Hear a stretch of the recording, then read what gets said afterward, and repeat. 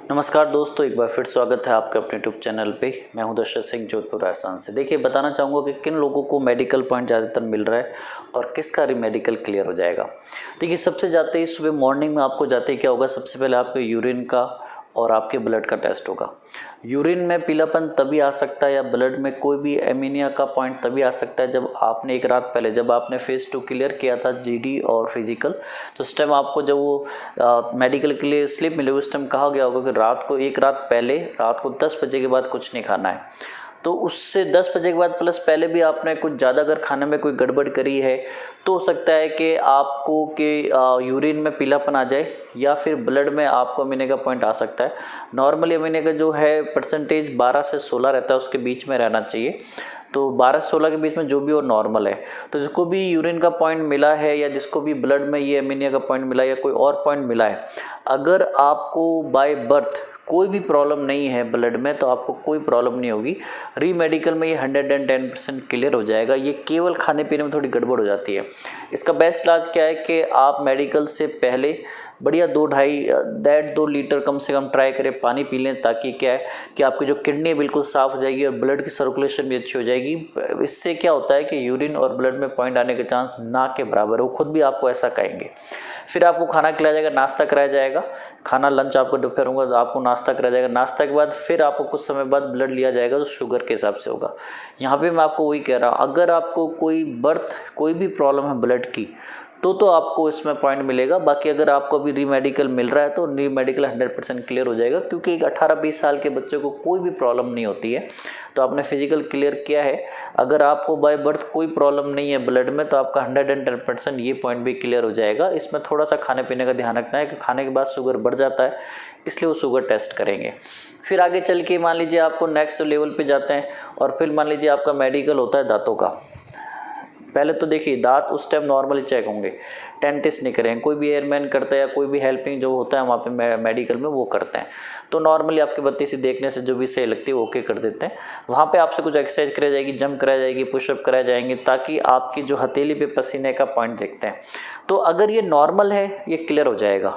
अगर ये क्रिटिकल है तो प्रॉब्लम आ सकता है। बाकी एयरफोर्स में मैंने काफ़ी बच्चे देखे हैं जिनमें थोड़ी बहुत प्रॉब्लम से री मेडिकल मिलेगा, लेकिन ये पॉइंट क्लियर हो सकता है। इसमें कुछ भी बड़ी बात नहीं है, अगर कोई ज़्यादा सीरियस प्रॉब्लम नहीं है।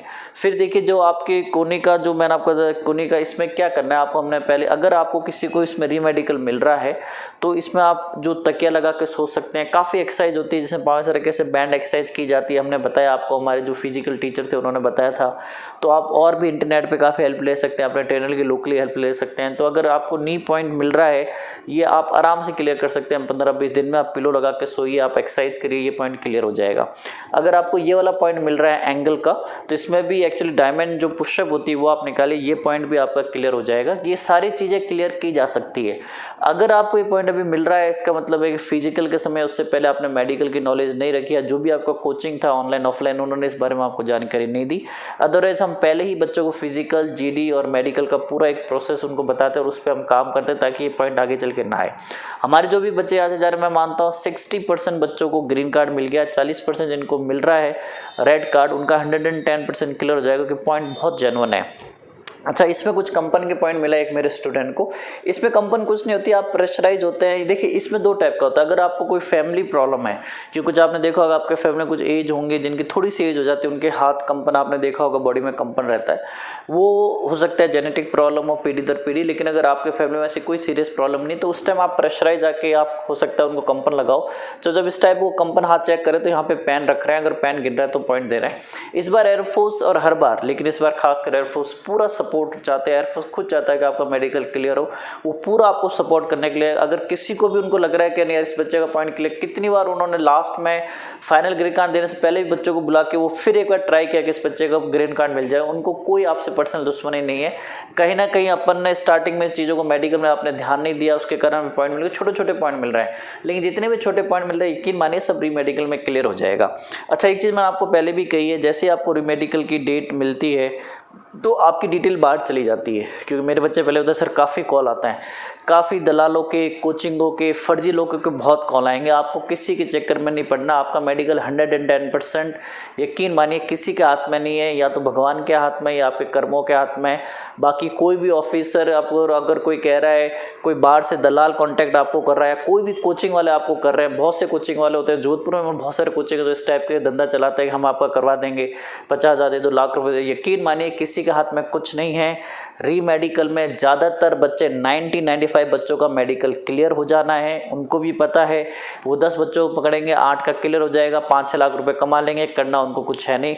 उनके बाद लिस्ट होगी, उनके बाद आपकी डिटेल होगी, आपको क्या पॉइंट मिला, कहाँ से मिला, ये सब डिटेल उनके पास होती है। वो आपको नाम लेके बात करेंगे, आपके फादर का नाम आपको बताएंगे, आपको क्या पॉइंट मिला है मिलेगा। लेकिन उनके चक्करों में नहीं आना, उनके हाथ में कुछ नहीं है। री मेडिकल सबका क्लियर हो जाएगा। कोई जेन्युइन प्रॉब्लम है तभी बंदा बाहर होता है। राइट, तो देखिए इसके बाद क्या होगा, ये हाथ का आपको ध्यान रखना है, एंगल का, प्लस कंपन नहीं होनी चाहिए। और राइट, पसीने का नहीं होना चाहिए, और गुनगुनी का पॉइंट ध्यान रखना है। ये एक्सरसाइज के द्वारा दूर किया जा सकता है, इसमें कोई प्रॉब्लम नहीं है। फिर आप नेक्स्ट जाएंगे, देखिए फिर आपका जो डेंटिस्ट आपको दांत चेक करे, उसमें अगर आपके दांत टेढ़े मेढ़े नहीं है, बिल्कुल सिंपल है, नॉर्मल से दांत होते हैं, किसी के हो सकते हैं दांत बाहर निकल, उनको पॉइंट मिल सकता है, तो वो भी कुछ 15-20 दिन है, उसके लिए आप डॉक्टर से सलाह लेके क्लिप लगा सकते हैं, जिससे दांत थोड़े से अंदर चले जाएं। बाकी अगर आपने मान लीजिए दांत में पीछे कालापन है, आप काफ़ी एक्चुअली मसाले वसाले आते हैं, डेंटिस्ट को आइडिया होता है वाइट कलर का, उसको आप यूज़ कर लीजिए। ठीक है, तो ये जो ऐसे नॉर्मल से पॉइंट जो क्लियर कराया जा सकता है, आराम से क्लियर। किसी को अगर बहुत ही ज़्यादा जेन्युइन प्रॉब्लम, किसी को बहुत ही ज़्यादा सीरियस प्रॉब्लम है, जेन्युइन प्रॉब्लम है, तो दांत के हिसाब से बाहर होता है। बाकी मेरे इतने करियर मैंने एक ही स्टूडेंट देखा था जो इसकी प्रॉब्लम के कारण बाहर हुआ था। केवल उस स्टूडेंट ने घर आके डेंटिस्ट से या अपने पेरेंट्स डिस्कस नहीं किया, वैसे ही चला गया, उसको पता ही नहीं उसका डेंटिस्ट, उसको 2-3 पॉइंट थे, तो दांत वाला पॉइंट उसने देखा ही नहीं था। अदरवाइज मैंने किसी को नहीं सुना कि कोई एयरफोर्स में दांत के कारण बाहर हुआ हो। तो सिंपल सा अगर थोड़े बहुत बाहर आप क्लिप लगा सकते हैं, बाकी री मेडिकल में आपका क्लियर हो जाएगा। इसको आप ज़्यादा गंभीर सा ना रहे।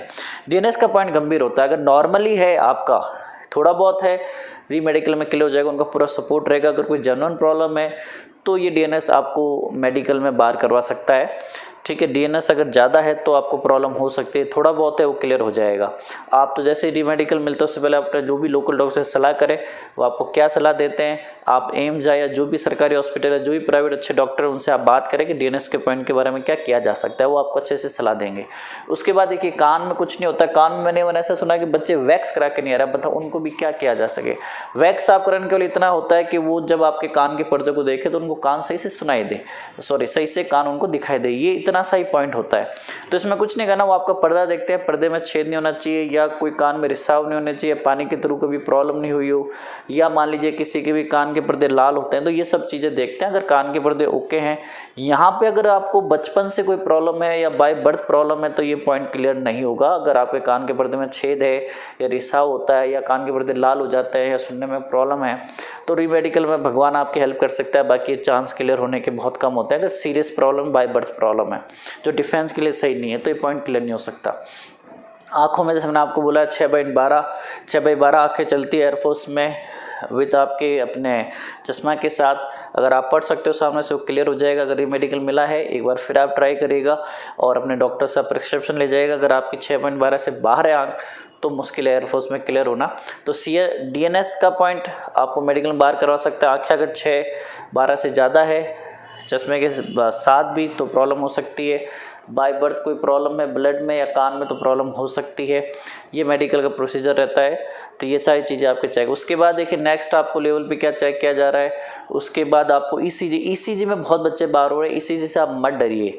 ईसीजी केवल नर्वसनेस के कारण आता है। बाकी कोई भी 18-20 साल के बच्चे को क्या प्रॉब्लम हो सकती है, कोई प्रॉब्लम मैंने नहीं देखा किसी को इसी कारण सर री मेडिकल में बाहर हो गया। अगर आपको जन्म से कोई प्रॉब्लम है, कोई धड़कन को लेके या शरीर में कोई बॉडी जो जन्म से आपको प्रॉब्लम बाय बर्थ तो प्रॉब्लम हो सकती है। बाकी ईसीजी में ज़्यादा पॉइंट इसलिए मिलता है कि उस समय बच्चा बहुत ज़्यादा सोचता है, बहुत ज़्यादा नर्वस हो जाता है, दिल की धड़कन बहुत तेज़ हो जाती है, बहुत ज़्यादा ओवरलोड प्रेशर लेता है तो बॉडी रिएक्ट करती है। अदरवाइज वो खुद आपको कहते हैं बेटा आप कुछ मत करो, आराम से बैठ जाओ, सोचो मत, ज़्यादा टेंशन, रिलैक्स रहो। अगर आप वहाँ पे रिलैक्स रहोगे, आपका री मेडिकल में 110% ईसीजी का प्रॉब्लम क्लियर हो जाना है। ब्लड प्रेशर का प्रॉब्लम 110% क्लियर हो जाना है, क्योंकि इस एज में सब प्रॉब्लम नहीं होती है। ये केवल प्रेशर लेने के कारण, अननेसेसरी सोचने के कारण ये प्रॉब्लम आपको आती है। राइट, उसके बाद ओवरवेट का है 2-3 kg ऊपर, 3-4 kg ऊपर या 2-3 kg नीचे एडजस्ट कर लेंगे आप केले और पानी पी के चले। अगर कम है, ज़्यादा है री मेडिकल मिलेगा। पर मेरे काफ़ी स्टूडेंट ने क्लियर किया है आपको मेहनत करनी पड़ेगी। जब आपको 10-12 दिन का टाइम मिलेगा, आपको मेहनत करनी पड़ेगी, दौड़ भाग करनी पड़ेगी, खाने पे कंट्रोल करना पड़ेगा, प्रोफेशनल पूरा वेट तोड़ना पड़ेगा। मेरे काफ़ी स्टूडेंट ने तोड़ा, इस पर एक वीडियो भी हमने डाला है। तो वेट के कम या ज़्यादा कारण आप इसको आराम से क्लियर कर सकते हैं। मुझे लगता है किसी को वेट ज़्यादा होने के कारण या कम होने के कारण रीमेडिकल से बाहर निकाला जाए, ये आपकी कमी है, इसमें एयरफोर्स की कोई गलती नहीं है। फिर आपको पहले से चीज़ें पता होनी चाहिए थी, अभी तक आपने कंट्रोल किया होगा, नहीं भी किया तो भी क्लियर हो जाएगा। अच्छा, एक चीज़ और मैं आपको, खूब कमेंट आ रहे हैं, मैं जवाब नहीं दे सकता हूँ। दिन के कभी कभी 800 से 1200 कमेंट आ रहे हैं, ये पॉसिबल नहीं होता है किसी के लिए भी जवाब देना। कोई आज का वीडियो, कोई 15 दिन का वीडियो, ये किसी के लिए भी संभव नहीं होता। आप खुद मुझे बताओ, अगर आपके सोशल मीडिया पे या यूट्यूब पे कहीं पे भी आप मान लो वर्किंग कर रहे हैं और आपके दिन के 1000 मैसेज आते हैं, आप रिस्पॉन्स दे सकते हैं, आप नहीं दे सकते। तो इस चीज़ के लिए आप बुरा मत मानिए। जो भी प्रॉब्लम है मैं कोशिश करूँगा आपको आगे चल के हम इस पर एक्चुअली नंबर अवेलेबल कराने की, और फिलहाल मैं आपसे इस टाइप की वीडियो बना के आपकी प्रॉब्लम सॉल्व करना चाहता हूँ। तो ECG पॉइंट या मान लीजिए ब्लड प्रेशर पॉइंट, ये आराम से क्लियर हो जाएगा। इसके बिल्कुल भी आप प्रेशर ना लें, सिर्फ रिलैक्स रहे, टेंशन ना लें। उसके बाद अगर कोई पॉइंट है, मान लीजिए जो ज़्यादातर अभी पॉइंट आ रहा है, यही पॉइंट आ रहा है, ज़्यादातर जो इस बार बच्चे बाहर हो रहे हैं, ECG में बाहर हो रहे हैं, ब्लड प्रेशर में, ब्लड में कुछ बच्चे बाहर हुए, मेरे भी एक स्टूडेंट को पॉइंट मिला है, पर वो क्लियर हो जाएगा। बाहर से रिपोर्ट करें, बिल्कुल नॉर्मल है, और आपके ओवर वेट को प्रॉब्लम मिल रहा है। आंखों का जनरल प्रॉब्लम है तो रीमेडिकल में बाहर हो जाओगे आप, क्योंकि 6/12 आपके चश्मे के साथ चलती है। तो ये ओवरऑल मेडिकल का प्रोसेस है। डरे ना, घबराए ना, भगवान का नाम लेके जाए, दिल से जाए, 100% का काम हो जाएगा। किसी दलाल के चक्कर में ना पड़े, कोई कुछ नहीं करा पाएगा, फालतू आप 50-60 लाख रुपए का नुकसान करवा दोगे। चलिए, और कोई पॉइंट अगर मैं भूल गया हूँ, मैं कोशिश करूँगा दोबारा नया वीडियो लाने का। तो मुझे याद आया कि बच्चों काफ़ी कमेंट आ रहे हैं, मैं जवाब नहीं दे पा रहा हूँ, पर आप समझे किसी के लिए भी चीज़ें संभव नहीं होती। आप खुद किसी को अपनी जगह, आप किसी की जगह रह के देखें कि आपको अगर मैसेज आ के आप एक रिस्पॉन्स दे सकते हैं, नहीं दे सकते। जब आप सुबह से लेके शाम तक और आपका वर्किंग रहता है। चलिए, कोई भी डाउट हो कमेंट करिएगा, समय मिलेगा जरूर देखूंगा। आपस में आप लोग बच्चे भी डिस्कस कर सकते हैं, और कोई मुझे जेन्युइन पॉइंट लगेगा मैं उस वीडियो भी जरूर लेके आऊँगा। चलिए, वीडियो को लाइक करिएगा, चैनल को सब्सक्राइब करिएगा। Thank you for watching. Thank you.